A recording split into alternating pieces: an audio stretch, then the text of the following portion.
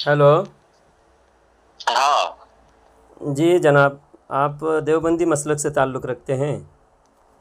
हाँ, मैं दावत की निस्बत से लगा हुआ हूँ। दावत की निस्बत से क्या दावत है?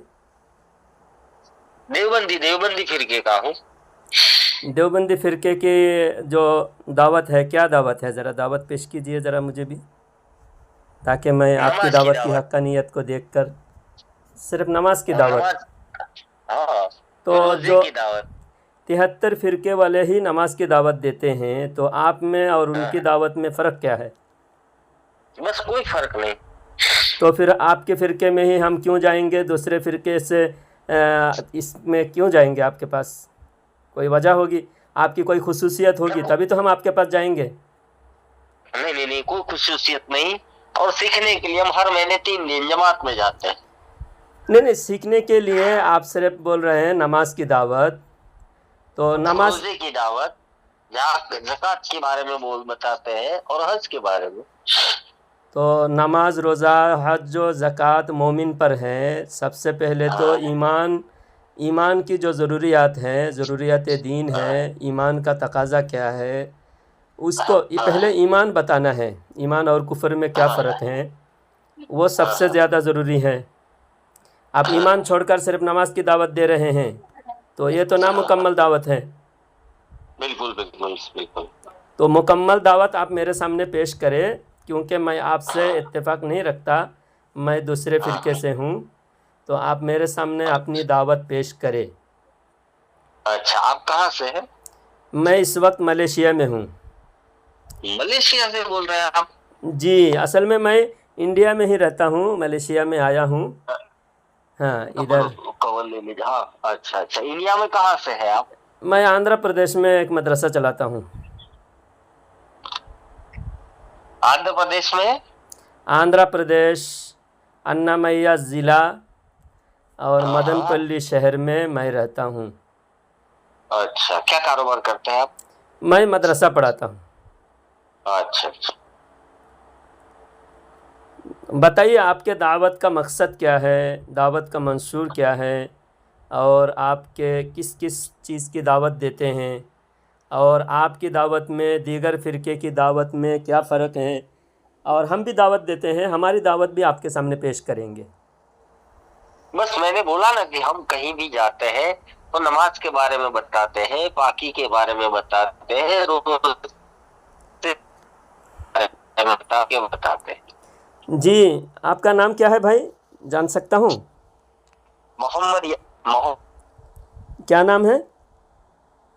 मोहम्मद यासीन। मोहम्मद यासीन साहब। अच्छा, आपकी दावत का तो मुकम्मल, आपका दावत का जो नहज है और दावत का मकसद क्या है, मंशूर क्या है, वो सब नहीं बता सके। मैं आपको बता रहा हूँ। हाँ, सबसे पहले जो फरमाइए दावत है, फरमाइए। हाँ। अल्लाह के रसूल सल्लल्लाहु ताला अलैहि वसल्लम ने सबसे पहले जब नबूवत का ऐलान फरमाया है, उस वक्त नमाज हाँ। भी, नमाज फ़र्ज़ नहीं थी। हज, हाँ। हाँ। ज़कात, नमाज, रोज़ा कुछ नहीं था।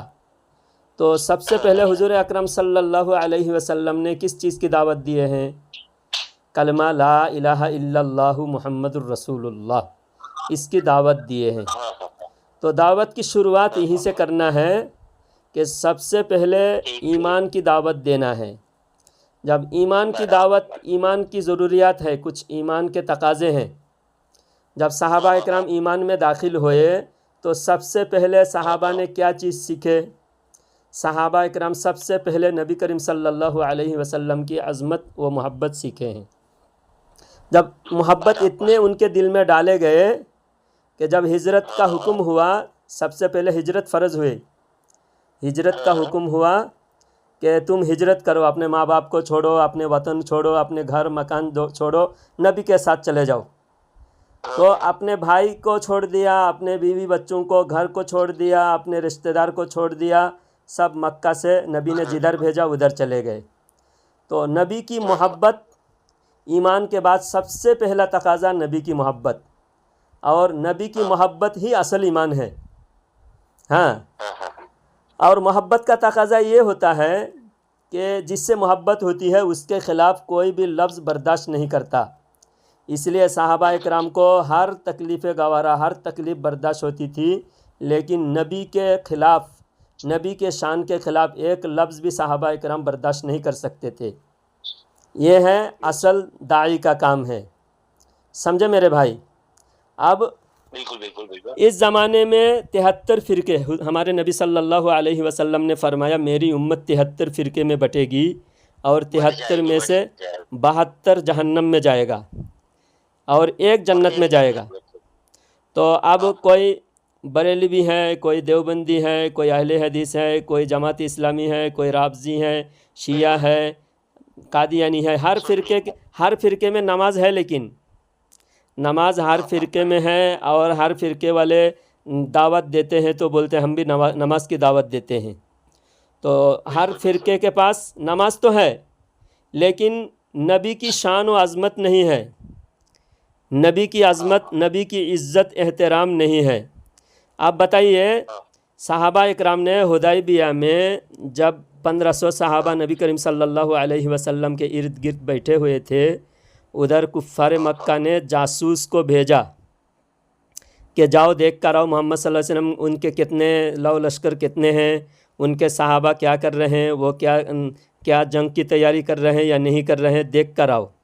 तो कुफ़ार मक्का की तरफ से उरवा बिन मसूद बाद में मुसलमान हुए, हज़रत उरवा बिन मसूद उस वक्त काफिरों की तरफ से जासूस बनकर आए, दूर से खड़े होकर देख रहे थे।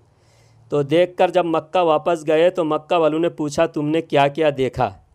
तो उरवा बिन मसूद ने कहा कि आए मक्का वालों सुनो, मैंने दुनिया में बहुत सारे जासूसी की, बहुत सारी जगह हम सफ़ीर बनकर गए, और कुफ़ार मक्का तुम्हारे तरफ से हम बहुत सारे बादशाहों के पास, कैसर के पास भी गए और किसरा बिन हुरमुज़ के पास भी गए, रूम के बादशाह के पास भी गए, फ़ारस के बादशाह के पास भी गए, दुनिया में बहुत सारे बादशाहों के पास गए, लेकिन किसी बादशाह को उनके रियाया इतनी मोहब्बत और इतनी ताज़ीम नहीं करते जितनी ताज़ीम मोहम्मद सल्लल्लाहु अलैहि वसल्लम के चाहने वाले मोहम्मद सल्लल्लाहु अलैहि वसल्लम की इज़्ज़त करते हैं।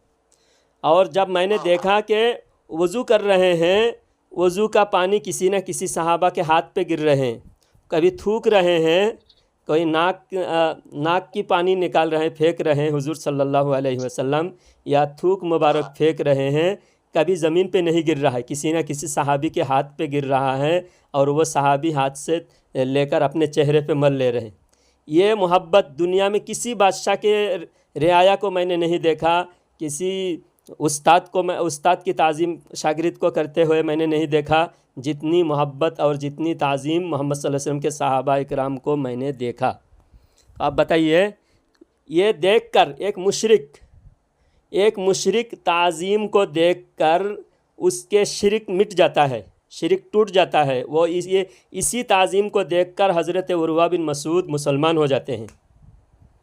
यानी नबी की ताज़ीम को देखने से उसका ईमान भर गया और शिरक मिट गया।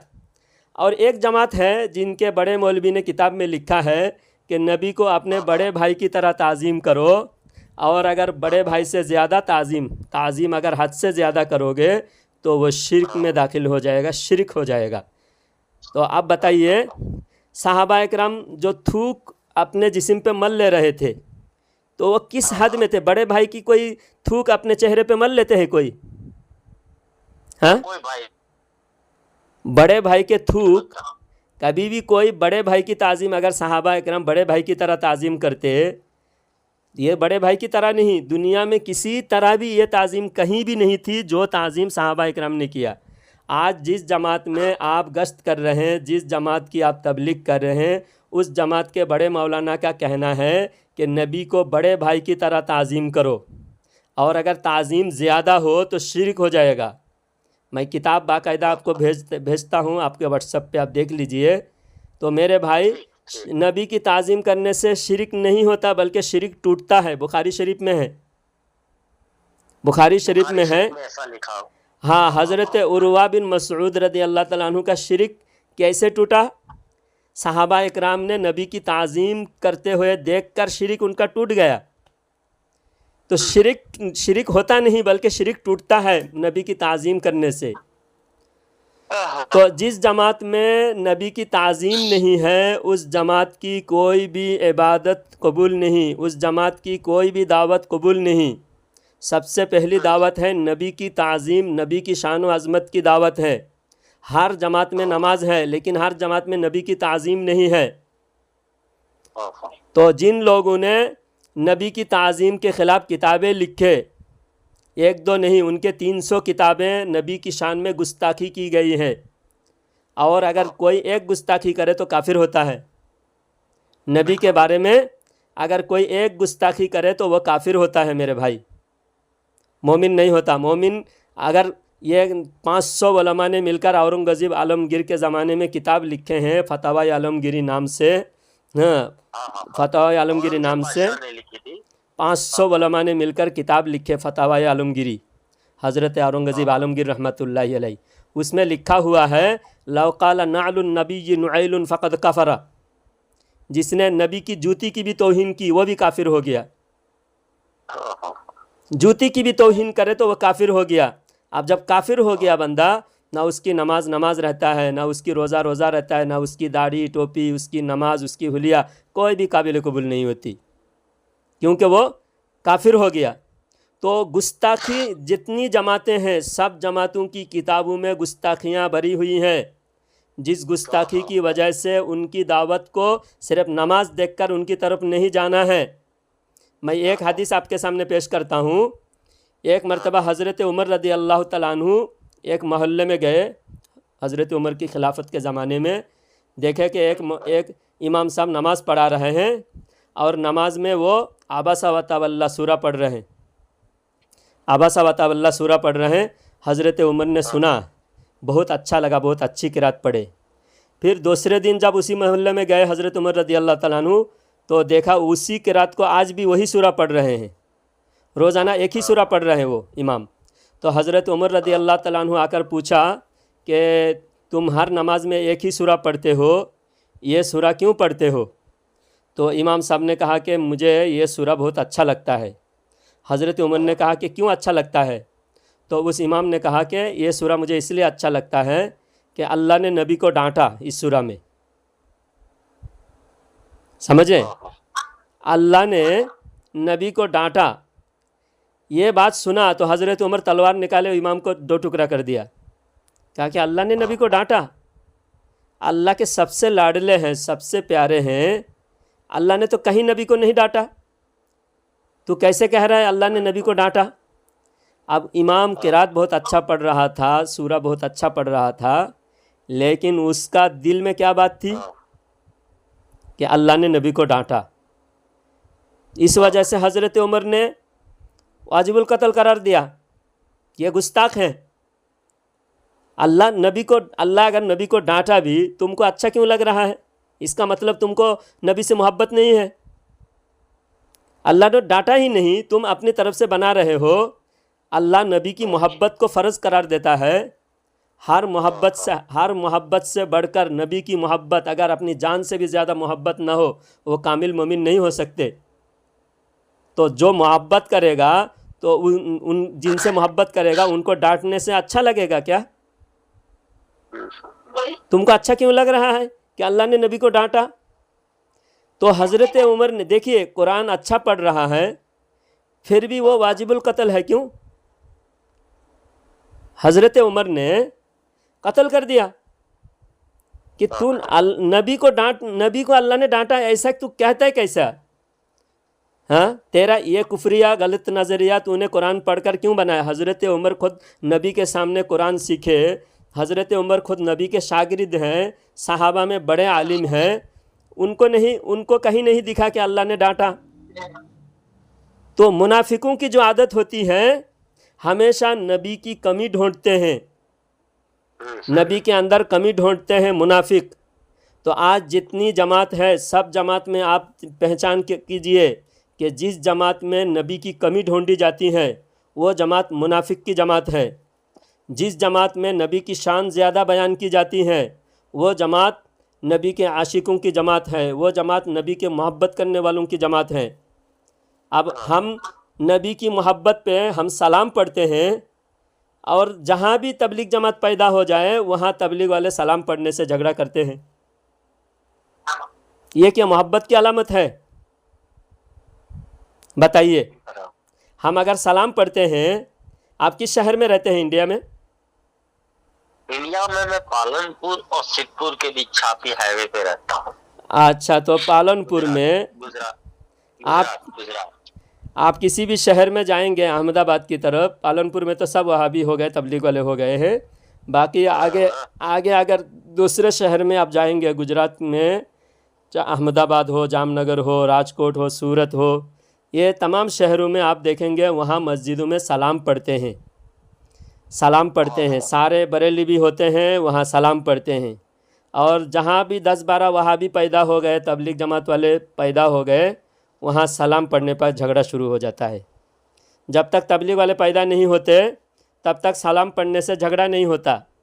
जब 10-12 तबलीग जमात वाले पैदा हो गए तो सलाम पढ़ने पर झगड़ा। तो आप बताइए, हम सलाम पढ़ते हैं, नबी की मोहब्बत में हम सलाम पढ़ते हैं, तो झगड़ा करने की तबलीग वाले क्यों ज़रूरत महसूस करते हैं कि झगड़ा करना चाहिए, सलाम को रोकना चाहिए?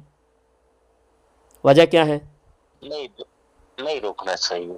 नहीं रोक रहे हैं, नहीं रोक रहे हैं। आप आइए अच्छा महाराष्ट्र की तरफ, आइए, आपको दिखाते हैं सलाम पढ़ने पर कैसे झगड़ा होता है। अच्छा। पहले झगड़ा नहीं था, वहाँ सारे के सारे सुन्नी थे। पहले 2 आदमी जमात में गए, वो जमात से 40 दिन लगा के आया, फिर 10-12 लोग जमात में गए, बड़ी मस्जिद है। हाँ, अब जमात से आने के बाद नहीं, हमारे मस्जिद में सलाम नहीं होगा, हमने जमात में गए, उधर हमारे मरकज़ में सलाम नहीं होता, हम सलाम पढ़ने नहीं देंगे। तो ये वजह क्या है इसकी? एक सवाल आपसे पूछना था।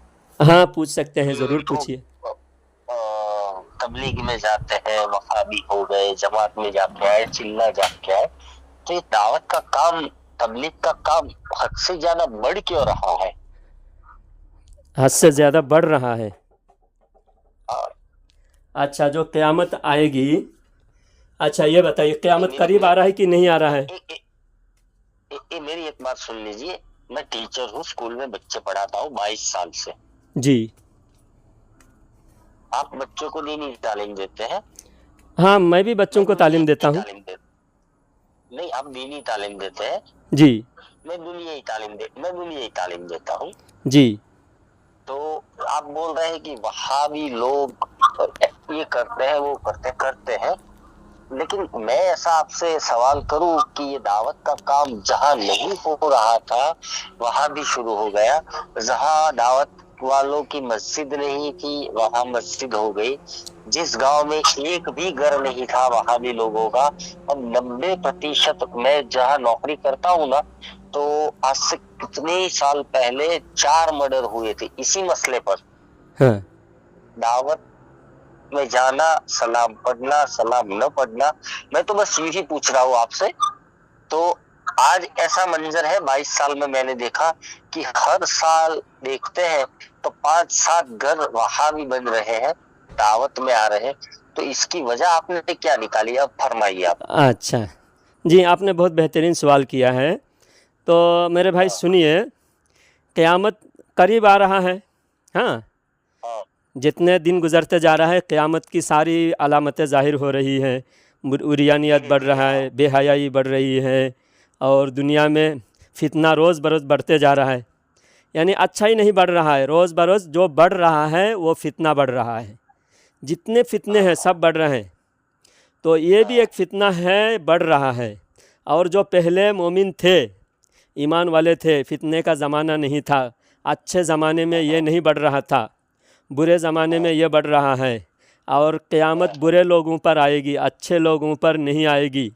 और क़यामत जब आएगी सारी दुनिया काफिरों से भर जाएगा, एक भी मोमिन नहीं बचेगा, सब काफिर हो जाएगा। तो सब काफिर कैसे होगा? कोई मुसलमान क्रिश्चियन नहीं होगा, कोई मुसलमान हिंदू नहीं होगा, अंडरस्टैंड काफिर होगा। अंडरस्टैंड मतलब देखने में तो मुसलमान दिखेगा, लेकिन किसी ने कहा कि अल्लाह झूठ बोल सकता है तो हो गया काफिर। किसी ने कहा नबी को दीवार के पीछे का इल्म नहीं है, वो हो गया काफिर। किसी ने कहा कि नबी का सलाम पढ़ना हराम है, हो गया काफिर। नबी के सलाम कुरान में अल्लाह ने कहा और सलाम पढ़ने को काफिर हराम कह रहा है। तो ये काफ़ी ऐसी बातें जो किताबों में देवबंद की तबलीग जमात वाले उलमा की लिखी गई किताबें हैं, उनमें सारी ये सब बातें हैं। तो ये सब बातों की वजह से इंसान काफिर हो जाता है और क़यामत काफिरों पर आएगी, मोमिनों पर नहीं आएगी। कोई चीज़ अगर बढ़ रहा है तो उसमें खुश होने की ज़रूरत नहीं है, बल्कि फ़िक्र करने की ज़रूरत है। जो चीज़ें आज बढ़ रहा है, आज जितने ये जमात बढ़ रहा है, मुसलमानों की ज़िल्लत बढ़ रही कि नहीं बढ़ रही है? दिन ब दिन मुसलमानों की हालात ख़राब होते जा रहा है, मुसलमानों को जीना मुश्किल हो रहा है। भारत में मुसलमानों के एक एक घड़ी परेशानी बढ़ते जा रहा है। मुसलमानों की परेशानी भारत में बढ़ रहा है कि नहीं बढ़ रहा है?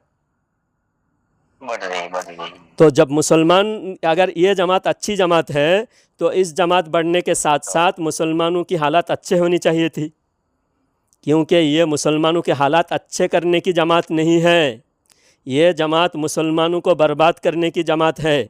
आप सुनो, ये जमात के जो बानी है इलियास कांदलवी, किताब में लिखा है कि कसम खाकर कहता हूँ मैं एक नई कौम पैदा करना चाहता हूँ।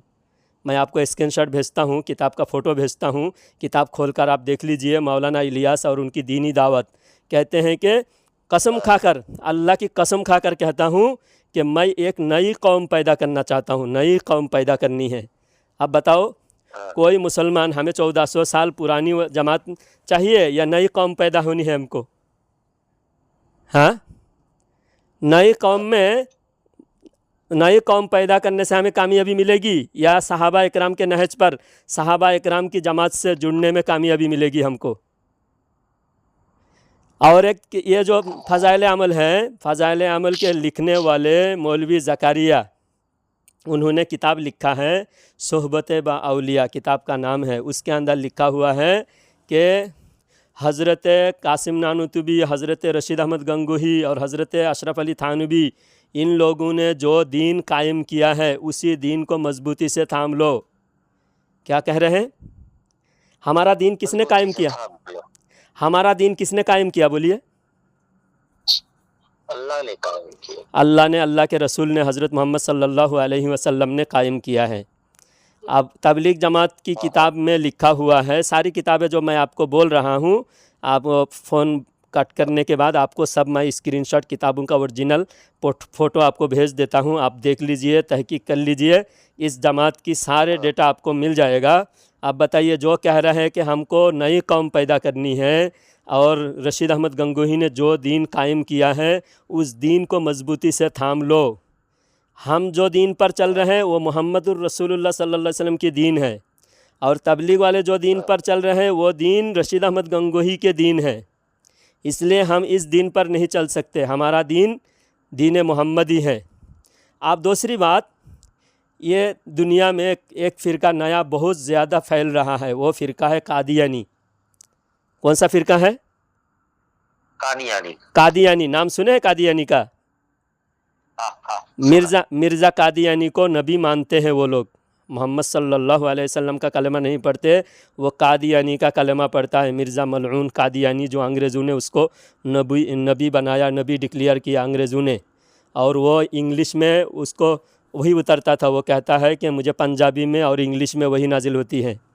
और उसके पास दूसरे सारे 1.25 लाख नबियों के पास जिब्रील अलैहिस्सलाम आते थे, उसके पास जिब्रील नहीं आता है। कोई दूसरा एक शैतान को पता नहीं उसका नाम क्या बताया, उसका नाम बताया उसने टीचू, यानी वो फरिश्ते का नाम बताता है मिर्ज़ा कादियानी।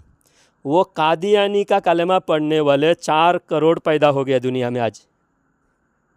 4 करोड़ जो पहले हमारे हुजूर के कलमा पढ़ते थे, आज वो कितने करोड़ दुनिया में बन चुके हैं? यही 4 करोड़ पहले, ये 4 करोड़ पहले हमारे थे, हमारे नबी का कलमा पढ़ते थे, ला इलाहा इल्लल्लाह मुहम्मदुर रसूलुल्लाह पढ़ते थे। आज वो बढ़ रहा है, कितना बड़ा? 4 करोड़ पैदा हो गया दुनिया में। अफ्रीका में हर मुल्क में ये छुपकर जो है तादाद बढ़ा रहा है।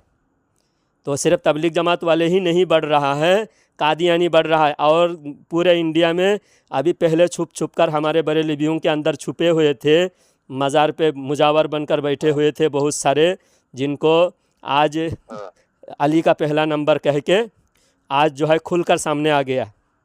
ये पहले शिया हमारे इंडिया में नहीं थे ज़्यादा, शिया जमात ईरान में, सिर्फ ईरान में, और ईरान में, इराक में था।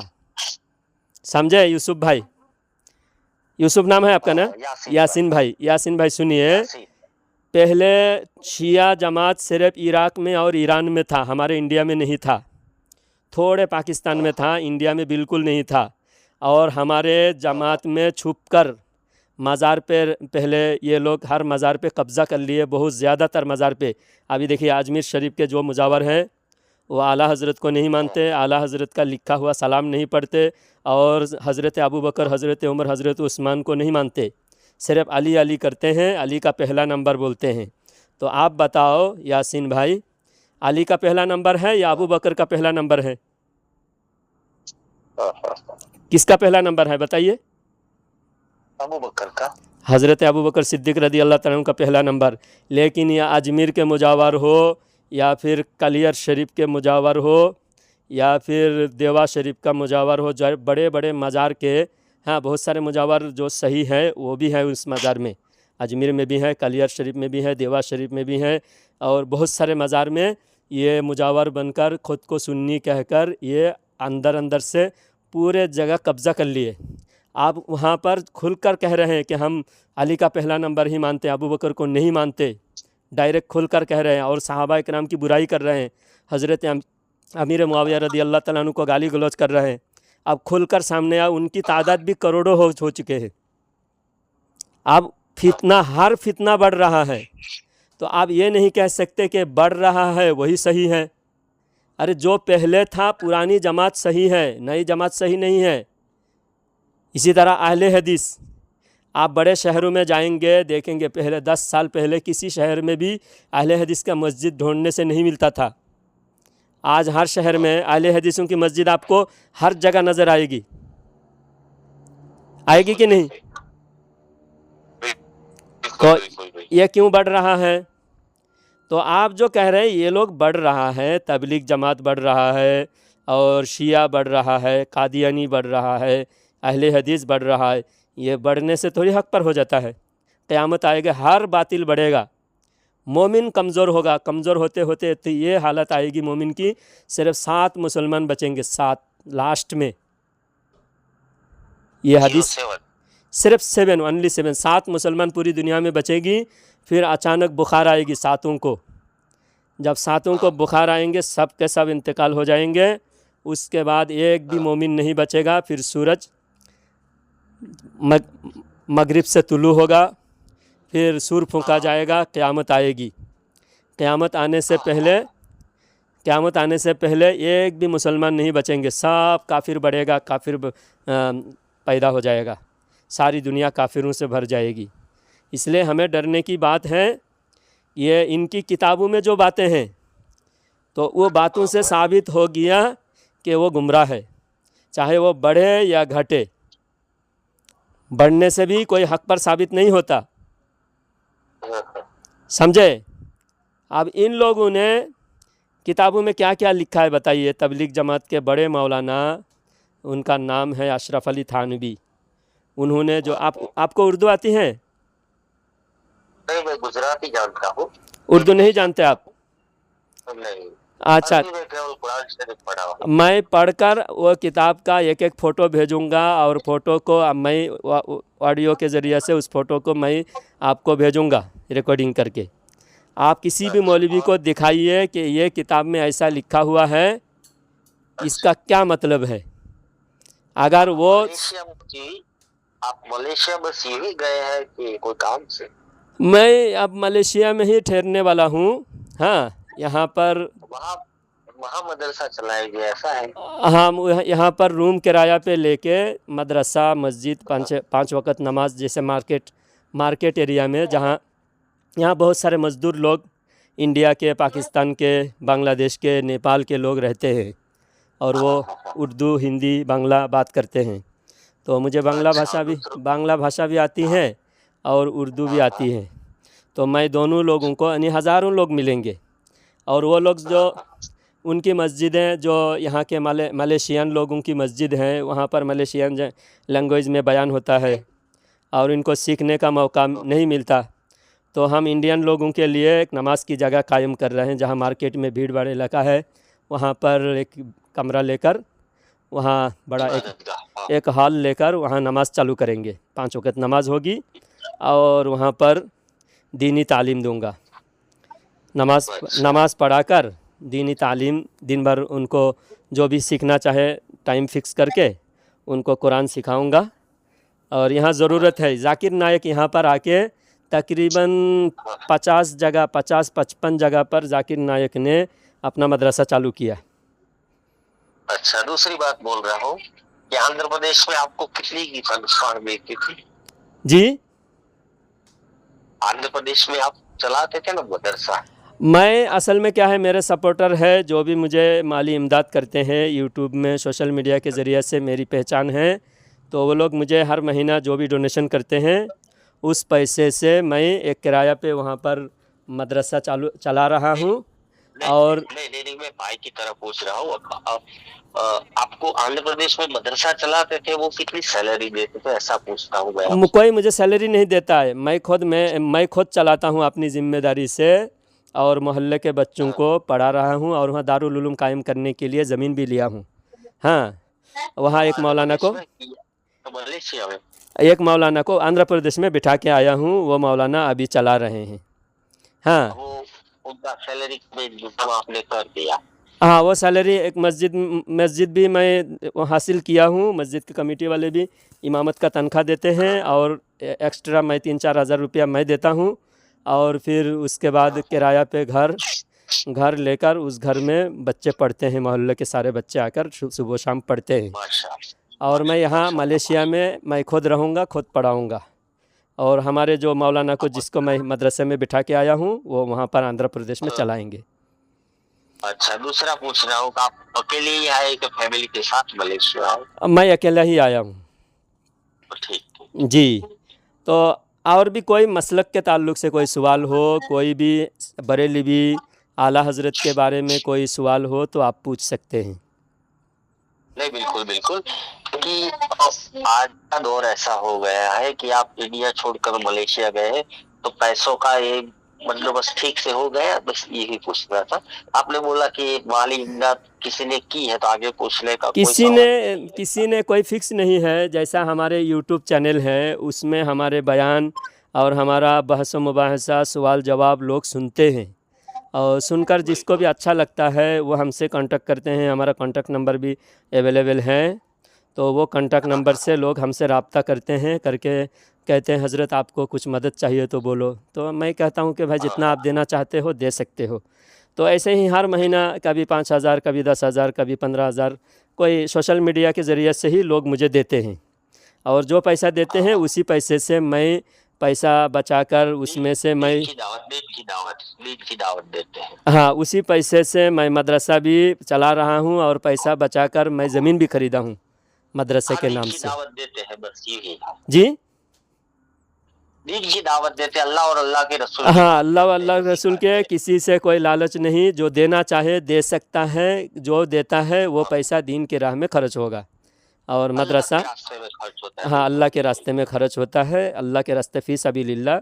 जो भी डोनेशन करना चाहते हैं वो देते हैं, अल्हम्दुलिल्लाह उससे गुजारा हो जाता है। मदरसा बंद करने की नौबत नहीं आई अल्हम्दुलिल्लाह। 10 साल पहले महाराष्ट्र में सांगली ज़िले में एक मदरसा चालू किया था, वो मदरसे में अल्हम्दुलिल्लाह अभी तक 15 बच्चे हमारे पास हाफिज़ हुए हैं।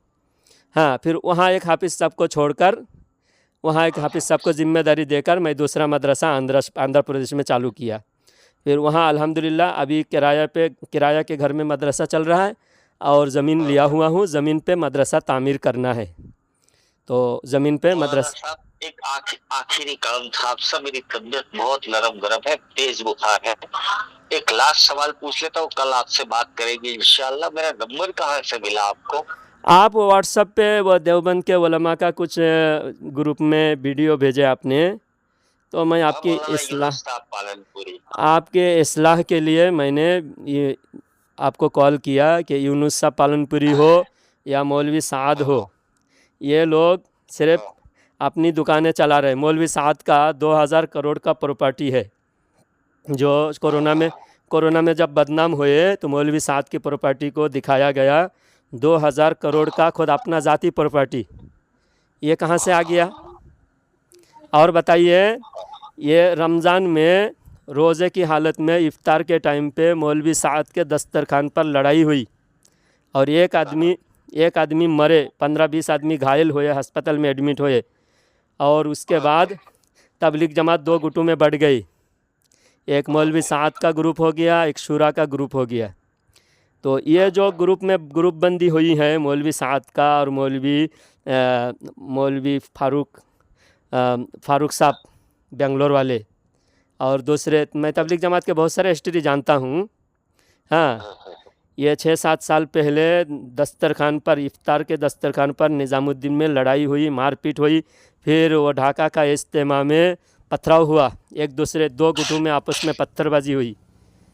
उसके बाद ये 2 गुट अलग अलग हुए। मौलवी साद का कहना है कि मुझे नहीं माने तो जहन्नम में जाएगा। तो आप बताइए, कोई ये बात सिर्फ नबी कह सकता है, कोई उम्मती को कहने का हक़ नहीं कि जो मुझे ना माने वो जहन्नम में जाएगा। कह सकता है कोई उम्मती? कह सकता है? नहीं। मैं एक मौलवी हूँ, मुझे नहीं मानने के वाले वाला जहन्नम में नहीं जाएगा। मैं अल्लाह रसूल की बात कहूँगा, उसको नहीं मानने वाला जहन्नम में जाएगा। अल्लाह और रसूल की बात को नहीं मानने वाला जहन्नम में जाएगा, मुझे नहीं मानने वाला जहन्नम में नहीं जाएगा। तो ये बात मौलवी साद ने कहा। और मौलवी साद की बहुत सारी बातें, और चाहे मौलवी साद हो, यूनुस पालनपुरी हो, या फिर तबलीग जमात और देवबंद के उलमा हो, उनकी 300 गुस्ताखियाँ हैं किताब में। शुरू में मैंने आपको कहा कि जिनकी किताब में गुस्ताखी है वो कभी मोमिन नहीं हो सकते। ईमान की दावत सबसे पहले, और ईमान का तकाजा है कि नबी की इज़्ज़त, नबी की आज़मत तमाम इंसान से बढ़कर, खुदा के बाद उनका मकाम, बादस खुदा बुज़ुर्ग तुई, किस्सा मुख्तसर। ठीक है मेरे भाई, कल थोड़ी बात करेंगे। ठीक है, अल्लाह ताला आपको सही समझ अता फरमाए। फिर आपसे मैं बात करूँगा ज़रूर। फिर से आपका नाम भूल गया। मेरा नाम जलालुद्दीन चिश्ती है। मौलाना जलालुद्दीन चिश्ती साहब। हाँ, कल आपसे बात करूँगा इंशाअल्लाह। ठीक है, ठीक है। जज़ाकल्लाह।